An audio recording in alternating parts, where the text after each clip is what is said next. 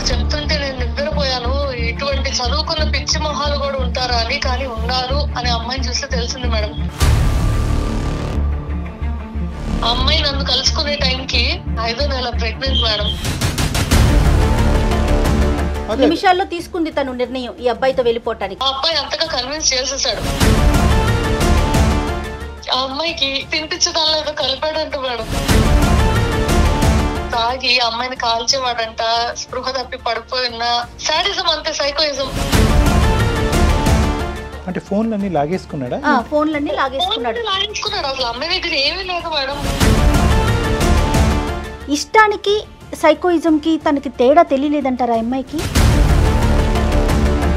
దాని బిడ్డగా చూసుకోలేదు, అది పడుకోలేదు, లేవలేదు. దానికి అర్థం కాదు సార్, బిడ్డ ఏడుస్తుంటే ఏం చేయాలని. బయటకు వచ్చేందుకు భయపడేంతగా చేస్తాడు అమ్మాయిని. వాళ్ళు ఇంత హింస పెట్టినోడైనా కానీ అబ్బాయే కావాలి, అబ్బాయే కావాలి, అబ్బాయి కావాలి. తల్లిదండ్రులు బిడ్డలకి మధ్యన ప్రేమ చచ్చిపోయింది అనేటటువంటిది కాదమ్మా. తల్లిదండ్రులు ఈ విధంగా ప్రవర్తించడం, ఈ విధమైనటువంటి ఇమోషనాలిటీ చూపెట్టడం is equal to no love అని అనుకోవటానికి కాదు. వెల్కమ్ టు అందమైన జీవితం. నమస్తే డాక్టర్ గారు. నమస్తే జయ గారు. నమస్తే అండి. డాక్టర్ గారు, ప్రోగ్రామ్కి రెగ్యులర్గా మెయిల్స్ వస్తూనే ఉన్నాయి. సో ఒక మెయిల్ని తీసుకున్నాను నేను.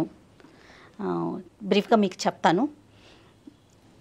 వాళ్ళ ఫ్రెండ్ కూడా కాదు, ఒక అనుకోని విధంగా ఒక గుడిలో కలిసింది ఒక అమ్మాయి ఇంకొక అమ్మాయిని.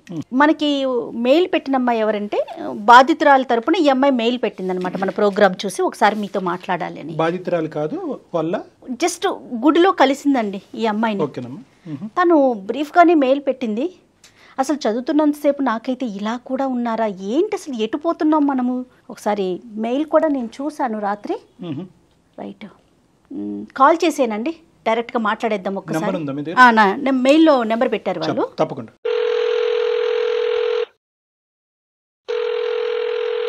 హలో, దీపా అండి మాట్లాడేది? అవునండి. అవును. నేను జయానండి, అందమైన జీవితం ప్రోగ్రామ్ నుంచి కాల్ చేస్తున్నాను.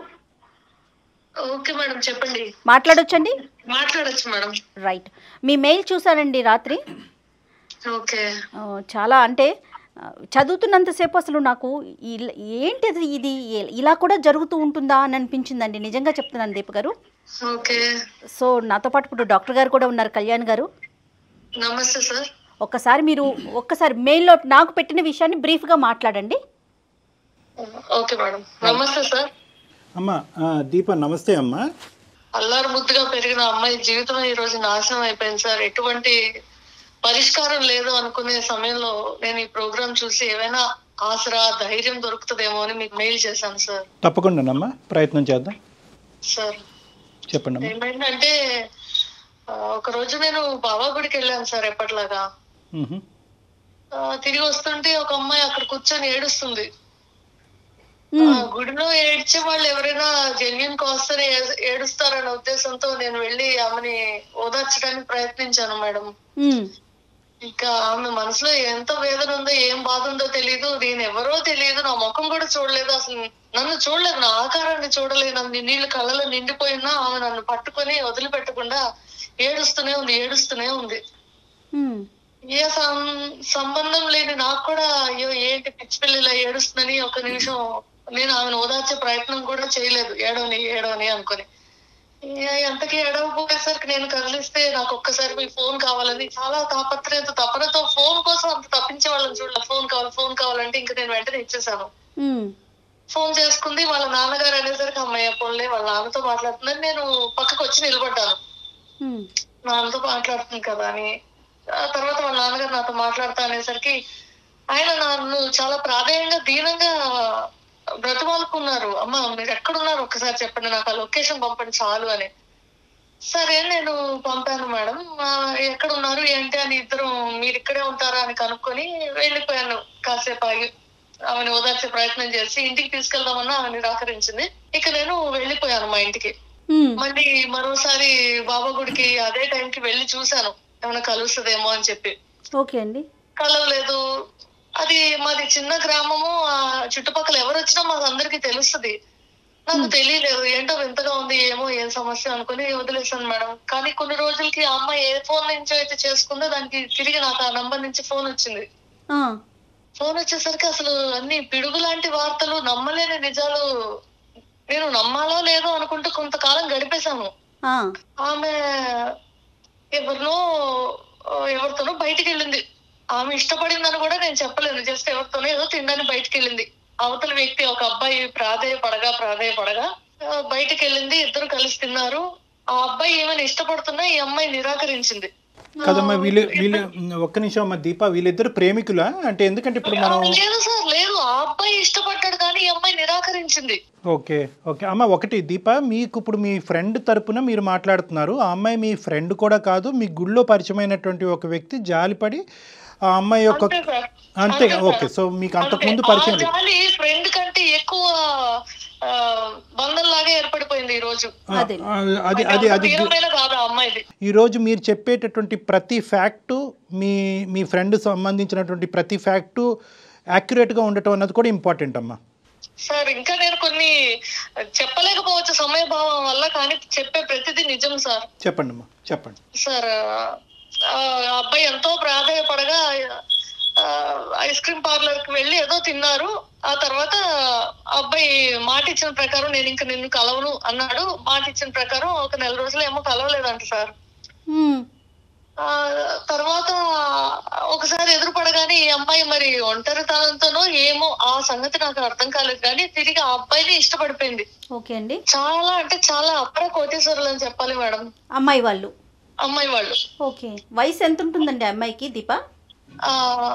22 ఏళ్ళు ఉంటాయేమో మేడం మీరు గుళ్ళో చూసినప్పటికీ. అవును. ఓకే అండి. ఇది కరోనా ముందు ఎప్పుడో జరిగిన సంగతి మేడం. ఓకే. ఆ తర్వాత ఇద్దరు ఇష్టపడ్డారు. పెద్దలు ఒప్పుకునే పరిస్థితి లేక వాళ్ళకి ఒప్పించేటువంటి స్తోమత, జాబ్ ఇటువంటివి ఏమీ లేక వెళ్ళిపోయారు. వెళ్ళిపోయిన తర్వాత ఆ అబ్బాయి ఏదో ఉద్యోగం కోసం వెతుక్కుంటాను, నువ్వు ఫోన్ పక్కన పెట్టు, మీ అమ్మ నాన్న వాళ్ళు మనల్ని ఎలాగైనా పట్టుకుంటారు, నాకు ఉద్యోగం వచ్చే వరకు నువ్వు కాస్త ఓర్చుకో, ఒక చిన్న గది మారుమూల ప్రాంతానికి వెళ్దామని చెప్పి ఏవో చెప్పేసి ఆ అమ్మాయిని ఇంట్లో ఉంచాడు. నువ్వు బయటకు వస్తే నిన్ను పట్టేసుకుంటారు, వెళ్ళిపోతారు.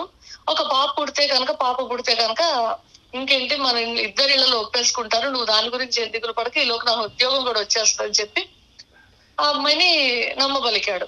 వెళ్ళిపోలేదు, ఇద్దరు చెప్ప పెట్టకుండా ఇల్లోపోయారు, పారిపోయారు. అవును సార్. ఓకే. ఎక్కడన్నా వివాహం చేసుకున్నట్లు అమ్మాయి ఏమన్నా చెప్పిందండి మీతో?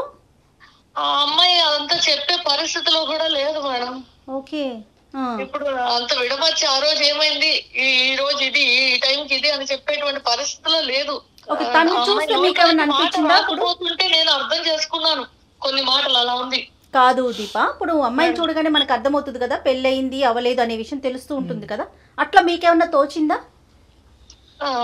లేదు మేడం, పెళ్లి చేసుకోలేదనే అనిపించింది నాకు. రైట్. ఓకే, తర్వాత ఏం జరిగిందండి? తర్వాత నాకు చెప్తుంటే నేను నివ్వెరపోయాను. ఇటువంటి చదువుకున్న పిచ్చి మొహాలు కూడా ఉంటారా అని, కానీ ఉన్నారు అని అమ్మాయిని చూస్తే తెలిసింది మేడం. మీ అమ్మ నాన్న కనిపెడతారు కాబట్టి నువ్వు ఈ గదిలో ఉండంటే ఆ అబ్బాయి మీద ప్రేమతో ఉండిపోయింది. తర్వాత నా జీవితం ఏంటి, వాళ్ళు కనిపెట్టకపోయినా నేను చదువుకున్న చదువుకు అర్థం ఏంటి, నేను వెలుగు చూస్తున్నానా, ఎండను చూస్తున్నానా, లోకాన్ని చూస్తున్నానా, ఎక్కడున్నానో అని తెలుసుకోకుండా అమ్మాయి ఉండిపోయిందంట. ఈ అమ్మాయి ఒక్క నిమిషం దీప, ఈ అమ్మాయి చదువు బ్యాక్గ్రౌండ్ ఏంటమ్మా? చూస్తుంటే ఎలా అనిపిస్తా ఉంటది? ఈ అమ్మాయి అమ్మాయి సార్, చదువుకున్న అమ్మాయి. ఓకే, చదువుకున్న అమ్మాయి నెంబర్ 1. నెంబర్ 2 ఏంటంటే లోకజ్ఞానం ఉందమ్మా ఈ అమ్మాయికి? అంటే చాలా చాలా తెలివైన అమ్మాయి, లోకజ్ఞానం ఉంది. ఎప్పుడన్నా సోషల్ మీడియాలో యాక్టివ్ గా ఉండేది, టెక్నాలజీ కూడా పరిచయం ఉంది అమ్మాయి. ఓకే, ఇంకో క్వశ్చన్ అమ్మా, వాళ్ళ పేరెంట్స్ బాగా స్ట్రిక్ట్ అనో లేదంటే బంధించి ఇంట్లో పెట్టారనో, చిన్నప్పటి నుంచి స్వేచ్ఛ లేదనో కాబట్టి ఈ అబ్బాయి నచ్చి వెళ్ళిపోయినట్టుగానో అదేమన్నా చెప్పిందా ఈ అమ్మాయి? అటువంటిది ఏం లేదు సార్. ప్రేమ రాహిత్యం గానీ, ఇంట్లో స్ట్రిక్ట్ గా ఉంటారని గానీ, డబ్బులు లేక గానీ, అసలు అమ్మాయికి ఏది కావాలంటే అది. అల్లారు ముద్దుగా పెరిగిన అమ్మాయి, గారాబం అంతా ఇంత కాదు. సో అమ్మాయికి నచ్చినవన్నీ వచ్చినాయి ఎక్సెప్ట్ ఈ అబ్బాయి తప్ప. అవును అవును సార్. ఈ అబ్బాయి కూడా ఒప్పుకునే వాళ్ళేమో, అంత డబ్బులు ఉన్నోళ్ళు కూతురు ఎందుకు కాదనుకుంటారు సార్. నిమిషాల్లో తీసుకుంది తను నిర్ణయం ఈ అబ్బాయితో వెళ్ళిపోవటానికి. అవును, ఆ అబ్బాయి అంతగా కన్విన్స్ చేసేసాడు. అదేలేండి. ఓకే, తర్వాత ఏం జరిగిందండి? తర్వాత మేడం అసలు అమ్మాయి చెప్తుంటే నేను కొంతకాలం నమ్మాలా వద్దని ఉండిపోయాను. ఏంటంటే ఆ అమ్మాయి బయటికి రాలేదు, ఆ అబ్బాయి బయటికి వెళ్ళి ఏం కావాలో అన్ని చూసుకొని తనకు కావాల్సినంత వరకు డబ్బులు, తిండి, మందు అన్ని తెచ్చుకొని రూమ్ కి వచ్చి హ్యాపీగా బిందాస్ ఎంజాయ్ చేసి ఈ అమ్మాయి గురించి ఏం పట్టించుకోకుండా, తల్లిదండ్రులు మిస్ అయిన అమ్మాయి ఎంత బాధగా ఉంటుంది, ఆమె బాధల గురించి కూడా ఏం ఆలోచించకుండా కేవలం ఒక వస్తువులాగా ట్రీట్ చేసి ఇంకా చెప్పలేదండి బాధలు ఆ అమ్మాయికి చూపించాడు. ఆ అమ్మాయి నన్ను కలుసుకునే టైంకి ఏం చెప్పాలి, 5వ నెల ప్రెగ్నెంట్ మేడం.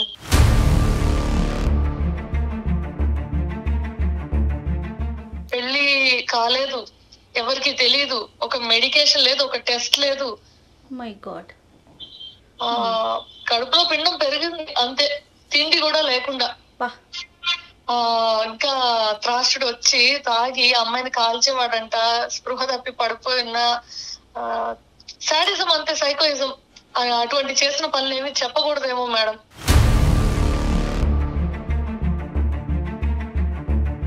పీక్స్ లో మొత్తం చూపెట్టేశాడు. ఎలా అంటే ఆ అమ్మాయి సిగ్గుపడి ఒంటి మీద ఏమన్నా కనిపిస్తే ఏమో బయటికి రాకూడదు, పిచ్చి దాన్ని ముద్రేస్తారు, అలాగా బయటికి వచ్చేందుకు భయపడేంతగా చేస్తాడు ఆ అమ్మాయిని. నలుగురిలో మొహం చూపించలేరు కదా మేడం. అవును అవును. మొహం మీద కాల్చినా కొట్టినా దెబ్బలున్నా ఏమైనా ఎవరైనా అడిగితే ఏమో సమాధానం చెప్తారు. కాబట్టి ఎవరికి మొహం తనే చూపించుకోలేని విధంగా తనని తయారు చేసేసాడు.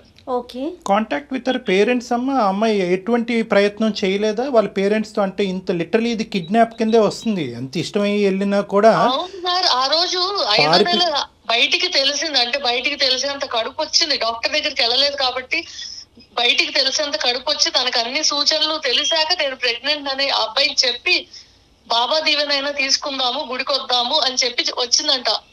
కాదు, ఇంత టార్చర్ పెట్టేటటువంటి ప్రయత్నం చేసినప్పుడు అంటే బేసికలీ ఇక్కడ ఏంటంటే ఇనీషియల్గా ఆ అమ్మాయి ఇష్టపడి వచ్చింది కాబట్టి అది కిడ్నాప్ కింద రాదు, అది ఇష్టపూర్వకంగానే వచ్చిందని అనుకోవటానికి లేదు. ఎప్పుడైతే కనుక ఈ అమ్మాయి టార్చర్ అనేటటువంటిది ఫేస్ చేస్తుందో, బయటపడేటటువంటి ప్రయత్నాన్ని కూడా అతన్ని ఆపుతున్నాడో, ఆటోమేటిక్గా అది కిడ్నాప్ కింద వస్తుంది. ఎందుకు ఈ అమ్మాయి వాళ్ళ పేరెంట్స్తో కాంటాక్ట్ చేయలేదు, ఎందుకు ఈ 5 నెలలు బట్టి ఇంట్లోంచి బయటకు రాలేదు, వీటన్నిటికి ఏమంటదమ్మా అమ్మాయి? సార్ మాది ఒక కుగ్రామం, నైట్ అయితే ఎవరైనా వస్తే కూడా తెలిసిపోయేంత పక్క పక్కన ఉంటే ఇల్లు. అంత కాలం బట్టి ఆ అమ్మాయి మా వెనక సందులో ఇంట్లో ఉంటుందంటే ఎవరికి తెలియదంటే, అసలు ఒక పెయింటింగ్ ఇంట్లో ఉంటే ఎవరికి తెలుస్తుంది మేడం?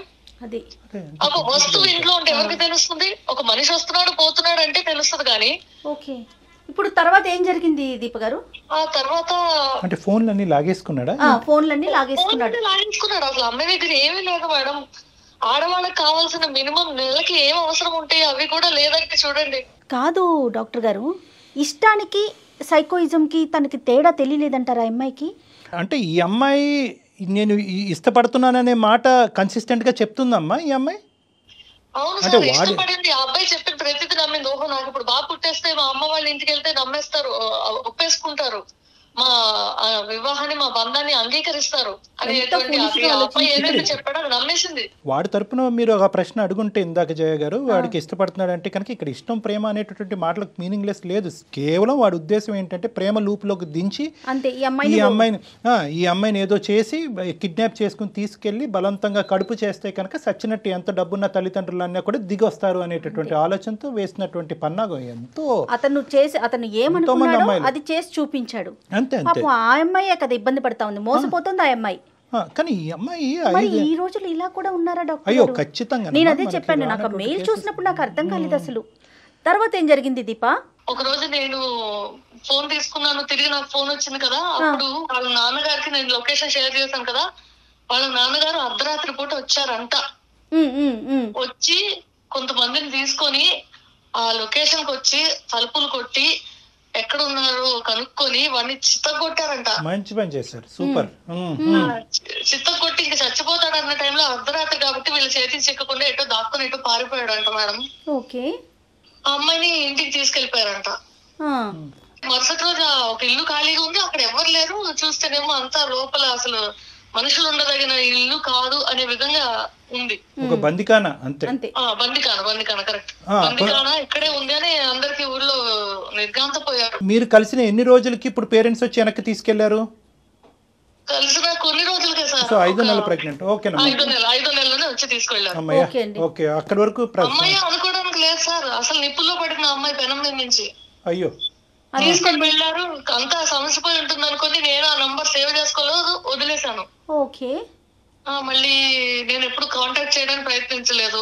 తర్వాత నుంచి నా చదువు, నా ఉద్యోగం ఏంటో నేను నా పనిలో బిజీ అయిపోయాను మేడం. అయితే కొంతకాలానికి ఆ నంబర్ నుంచి నాకు తిరిగి ఫోన్ వచ్చింది. నువ్వు నాకు హెల్ప్ చేశాను అనుకుంటున్నావు కదా, బాబా సాక్షిగా ఇప్పుడు నేను ఒక మాట చెప్తాను, నువ్వు కాదనకూడదని ముందే బాబా మీద ఒట్టేయించుకుంది. సరే కష్టంలో ఉన్న అమ్మాయికి మనం ఒట్టేస్తే ఏం పోతుందిలే అనే ఉద్దేశంతో, అది దేవుడి సాక్షిగా అంటుంది, సరే నేను ఓకే అన్నాను. నీకేం కావాలన్నా నేను చేయడానికి సిద్ధంగా ఉన్నాను, ఓకే అని చెప్పి మాట ఇచ్చేసాను. మాట ఇచ్చాక అసలు కథ చెప్పడం మొదలు పెట్టింది. అక్కడ వాళ్ళ అన్నయ్య, చెల్లి, అమ్మ, వాళ్ళ నాన్న కోటీశ్వరులు అని చెప్పాను కదా మేడం, దేశాలు తిరుగుతుంటారంట. ఓకే. ఆయన ఎప్పుడైతే బయటికి వెళ్ళారో, ఆయన ఉన్నప్పుడు అంతసేపు నటించి ఇంకా బయటికి వెళ్ళాక కొట్టుడే మేడం. అయ్యో రామా. అంటే వాళ్ళ ఉద్దేశం ఏంటంటే, ఈ బిడ్డని మేము పెంచలేము, తండ్రి ఎవరికో చెప్పలేము, కనీసం నువ్వు చచ్చిపో, నీ బిడ్డ చచ్చిపో. కన్న తల్లి చెల్లికి పెళ్లి కావాల్సిన చెల్లి ఉంది, నీ మూలాన్ని ఇప్పుడు నేనేం చేయాలి, నేనేం సమాధానం చెప్పాలి, నా కోడలు నా ముందు ఇప్పుడు నన్ను అడిగితే నిలదీసేదానికి నేనేం సమాధానం చెప్పాలి. వాళ్ళు సమాజం గురించి ఆలోచించారే గానీ బిడ్డ భవిష్యత్ ఏమైంది, జీవితం ఆల్రెడీ నాశనం అయిపోయింది అనేది వాళ్ళకి తట్టలేదు మేడం. ఆ తర్వాత నా దగ్గరికి పరిగెట్టుకుంటూ వచ్చేసింది అమ్మాయి. అమ్మాయికి నెలలు నిండిపోతున్నాయి, ఈ ఏం వైద్యం అందించాలన్నా మా దగ్గర డబ్బులు లేవు, ఈలోపు లాక్డౌన్ వచ్చేసింది మేడం. స్కాన్స్, మెడిసిన్స్ ఇవన్నీ చేయడానికి మాకు చేత కాక, మా దగ్గర డబ్బులు లేక ఒక ఆయుర్వేదం డాక్టర్ దగ్గర తీసుకెళ్ళాం మేడం. ఇక్కడ మొదలైంది అసలు మాకు షాక్.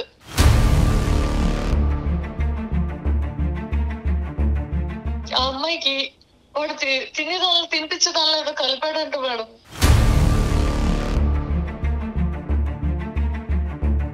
మూడు రోజులు వరుస పెట్టి తీసుకెళ్తే అమ్మాయి చేత ఏదో కక్కించారు మేడం. ఖాళీ కడుపున కక్కితే కడుపులోంచి ఎంత ఎంత ఎంత వచ్చేదంటే, ఆ పిండం కక్కి పిండం ఏమైనా వచ్చేస్తుందేమో అన్నంత పట్టుకోలేకపోయాం అమ్మాయిని.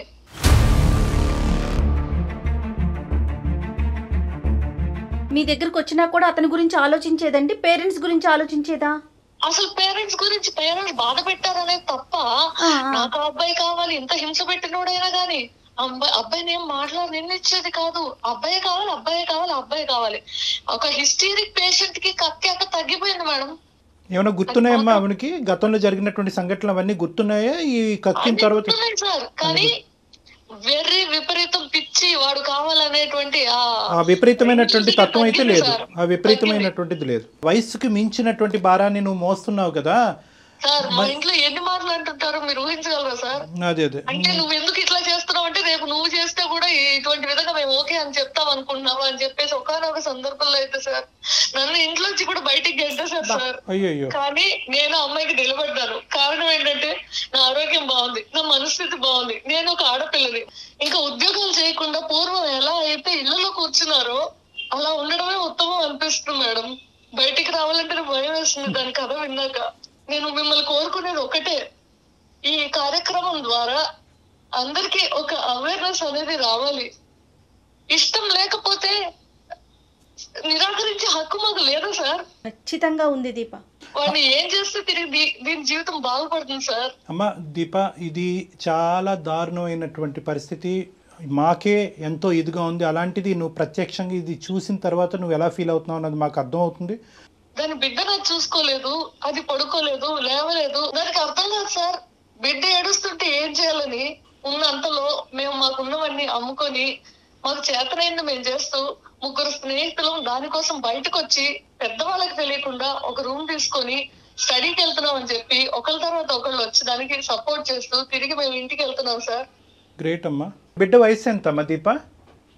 బిడ్డ వయసు 7 వస్తుంది సార్. మీరు కానీ మేము కానీ ప్రజలకి, చూసేటటువంటి ప్రేక్షకులకి ఇచ్చే మెసేజ్ ఏంటంటే, ఒకటి నెంబర్ 1, ఇలాగా అనామికులు నమ్మొద్దు, ప్రేమ అనేటటువంటి మత్తులో మోసపోవద్దు, తల్లిదండ్రులని ధిక్కరించి ఇలా పారిపోయే ప్రయత్నం చేయొద్దు అనేది ఒకటి.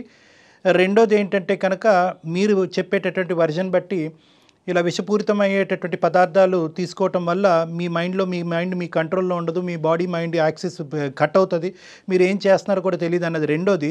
మూడోది ఏంటంటే, ఎంతకాలం ట్యూషన్లు చెప్పుకుంటూ ఈ అమ్మాయిని కాపాడుకుంటూ ఉంటారమ్మా? ప్రస్తుతం ఆ అమ్మాయి పరిస్థితి ఎలా ఉంది, మానసిక పరిస్థితి ఎలా ఉంది? సార్ ఇప్పుడిప్పుడే కోలుకుంటుంది సార్. కోలుకుంటుంది, కానీ ఇక నేను నా జీవితం మొదలు పెట్టాలి అన్నంత దృఢ నిశ్చయంతో లేదు ఆ పిల్ల. అప్పుడే రాదులేమో కదమ్మా. వాళ్ళ పేరెంట్స్ ని మీరు అందరూ ఒకసారి కాంటాక్ట్ చేయడానికి ట్రై చేశారా? పోనీ వాళ్ళు ఎక్కడుంటే అక్కడ వెళ్ళి డైరెక్ట్ కలవటానికి ట్రై చేశారా? ఈ అమ్మాయికి ఉండేటటువంటి దారుణమైనటువంటి పరిస్థితిని వాళ్ళకి వివరించి చెప్పడానికి ట్రై చేశారా? ఎందుకంటే అది చాలా ఇంపార్టెంట్ అమ్మా. మేము అని తెలియకుండా, ఆ అమ్మాయి తరపున అని తెలియకుండా ఒకసారి ఎవరితోనో వాళ్ళ నాన్నగారితో మాట్లాడించాం. అసలు అమ్మాయి ఉందని రికగ్నైజ్ చేయట్లేదు, తిరిగి ఆహ్వానించడానికి వాళ్ళు సిద్ధంగా లేరు సార్. కానీ ఈ అమ్మాయితో మీరు ఎప్పుడైనా అడిగారా అతని పేరెంట్స్ ఎక్కడ, అసలు అతను ఏం చదువుకున్నాడు, అతని బ్యాక్గ్రౌండ్ ఏంటి, అదేమన్నా చెప్పిందండి ఈ అమ్మాయి? పిచ్చిదానికి ఏమీ తెలియదు మేడం. మీరేం కోరుకుంటున్నారమ్మా? అంటే ఈ అమ్మాయి నేను కోరుకునేది ఒకటి, నేను ఎంతవరకు తప్పు చేశాను, ఎంతవరకు దానికి నేను అన్యాయం చేశాను అనేటువంటి స్టేజ్ లో నా ఫ్యామిలీ నన్ను తీసుకొచ్చింది. నువ్వు అస్సలు గిల్ట్ ఫీల్ అవ్వద్దమ్మా. నువ్వు ఒక చాలా చాలా గొప్ప పెద్ద మనసుతో, ఎటువంటి స్వార్థం లేకుండా, ఒక మానవతా దృక్పథంతో ఏ మనిషి కూడా ఇంకో మనిషికి ఈ స్థాయికి హెల్ప్ చేయనటువంటి విధిగా హెల్ప్ చేసావు, అందులో డౌటే లేదు. మంచితనం ఇంకా మిగిలి ఉంది అని చెప్పడానికి మీరే ప్రత్యక్ష ఉదాహరణ దీప. ఎగ్జాక్ట్లీ. ఎక్కడ గిల్టీగా ఫీల్ అవ్వద్దు ఈ విషయానికి. ఆ విషయంలో మీరు గిల్టీగా ఫీల్ అవ్వద్దమ్మా. కానీ అయితే నాకు చిన్న సహాయం చేయండి సార్. ఇక పైన నేను వేయబోయే అడుగు రైట్, ఇటువంటి గిల్ట్ నాకు కలగకుండా ఉండే విధంగా ఏమైనా మీరు సలహా ఇవ్వండి సార్. చాలు. నేను నీ స్థానంలో ఉంటే కనుక I will always try and bond this girl back to her parents. ఇది గుర్తుపెట్టుకో అమ్మా. ఇంతవరకు ప్రేమ చూపెట్టినటువంటి తల్లిదండ్రులకి ఇప్పటికీ ప్రేమ మిగిలుంటాదా అంటే కనుక బహుశా అది కరెక్ట్ కాదేమోనమ్మా. తల్లిదండ్రుల ప్రేమ అనేటటువంటిది ఎప్పటికీ పదిలంగా ఉంటుంది. అప్పుడు జరిగినటువంటి ఆ ట్రామాటిక్ సిచ్యువేషన్లో ఒక ఉన్నతమైనటువంటి కుటుంబం ఈ అమ్మాయి ఇంట్లోంచి పారిపోవటమే కాకుండా ప్రెగ్నెంట్ అయ్యి ఇంటికి వచ్చిందా అనేటటువంటి ఒక భయంకరమైనటువంటి మానసిక పరిస్థితిలో సహించలేక ఆ విధంగా ట్రీట్ చేసి ఉంటారు. అది వాళ్ళకి జీర్ణించుకోవడానికి చాలా టైం పట్టుంటుంది. కానీ వాళ్ళు ఎక్కడుంటారో తెలుసుకోండి. సో ఫస్ట్ ఈ ఇష్యూ ఏదైతే ఒక మానవతా దృక్పథంతో మీరు మొదలు పెట్టారో దీనికి ఒక ఎండ్ పాయింట్ మీరు పలకగలిగితే కనుక ఆటోమేటిక్గా మీ పేరెంట్స్ ఓకే జరిగితే ఏదో జరిగింది, నువ్వు మీ ఆ అమ్మాయిని ఆ విధంగా యాక్సెప్ట్ చేసావు, ఆ అమ్మాయికి ఒక దారి చూపెట్టి బయటకు పంపించావు కాబట్టి నిన్ను మళ్ళీ మేము యాక్సెప్ట్ చేస్తున్నాం ఉంటుంది. తల్లిదండ్రులు ఈ విధంగా ప్రవర్తించడం, ఈ విధమైనటువంటి ఇమోషనాలిటీ చూపెట్టడం is equal to no love అని అనుకోవటానికి కాదు. ప్రేమ చచ్చిపోయింది, తల్లిదండ్రులు బిడ్డలకి మధ్యన ప్రేమ చచ్చిపోయింది అనేటటువంటిది కాదమ్మా. ఇవన్నీ ఇమోషన్స్, భావోద్రేకాల మధ్యన జరిగేటటువంటి తాత్కాలికమైనటువంటి సంఘటనల కిందే మనం పరిగణించాలి. ఎన్నిసార్లైనా, ఎన్ని రోజులైనా, ఎంత కష్టమైనా కూడా ఆ బాండ్ని, ఆ తల్లిదండ్రుల మధ్యన ఆ బిడ్డ యొక్క బాండింగ్ని ఎస్టాబ్లిష్ చేయవలసినటువంటి బాధ్యత మీ భుజం మీద ఉంది. వాళ్ళ ఇంట్లో ఈ అమ్మాయి అంటే అత్యద్భుతమైనటువంటి ప్రేమ, ఆప్యాయతలు ఉన్నాయి అనేటటువంటిది వీడితో పారిపోక ముందే ఆ అమ్మాయి ఎలా జీవించింది అనేటటువంటి మాటలోనే మనకు అర్థమవుతుంది.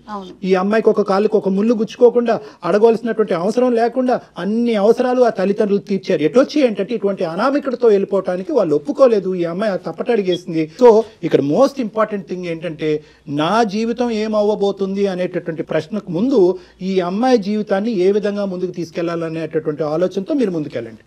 దానికి తోడు ఆలోచన, ఆ భయం, ఆ అభద్రతతోనే నేను ఫస్ట్ మిమ్మల్ని కాంటాక్ట్ అయ్యాను సార్.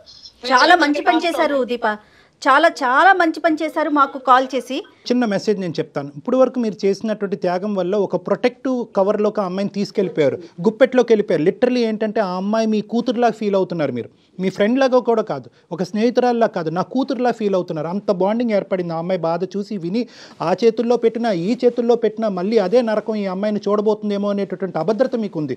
లేదమ్మా, ఎందుకంటే కనుక వాళ్ళ తల్లిదండ్రులు ఖచ్చితంగా ఈ అమ్మాయిని రిసీవ్ చేసుకుంటారు. చెప్పేటటువంటి విధంగా మనం చెప్పాలి, ఈ అమ్మాయి పరిస్థితిని అర్థమయ్యేటటువంటి విధంగా చెప్పాలి.